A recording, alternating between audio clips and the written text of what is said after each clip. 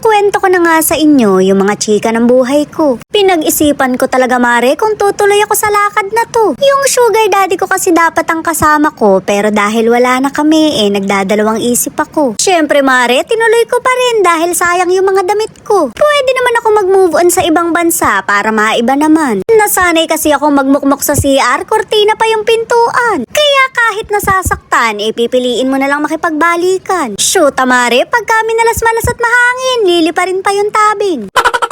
Pero dahil strong na tayo ngayon, walang makikipagkambak. Tapos na kasi ako sa era ng pagiging marupok-pok. Kahit ituloy niya tong gala na to at magkita kami, hindi ako apektado. Pwede naman kaming maging magkaibigan dahil meron kaming pinagsamahan. Closure na lang siguro mare para makamove on na kami pareho. Closure lang ba talaga? Bakit ka nag-shave? Nang kili-kili mare ha, magsasando kasi ako.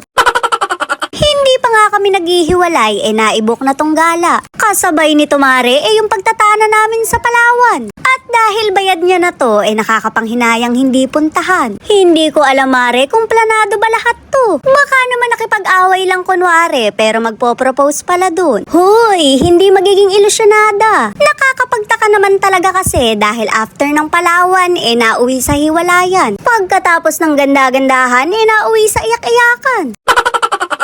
Nga yung mga isusuot ko para bongga yung atake. Yung tipong pag nakita ka, mapapasabi na lang na ito yung sinayang ko. Na sana pala'y pinagtyagaan ko dahil malaking kawalan to. Abay bakit nga hindi mare, gold to. Doon na lang siya sa far away dahil hanggang tingin na lang siya sa ganda ko.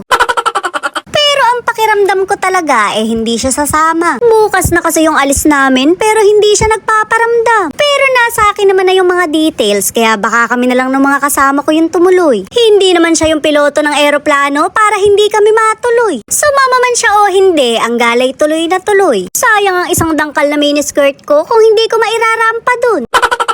Hindi ko alam yung klima doon pero nakapangmalakasan ako. Kita mo naman mare, naka-aslong aslib pa ako. Pagka mainit pala doon, pangmalakasang putok din ang aabutin ko. Magbabaon na lang ako sa bagahe ko ng good item na bato. Tawas yun mare ha, wag kang ano. Makakabod na lang akong pagtanungan kung saan ang pinagkukunan.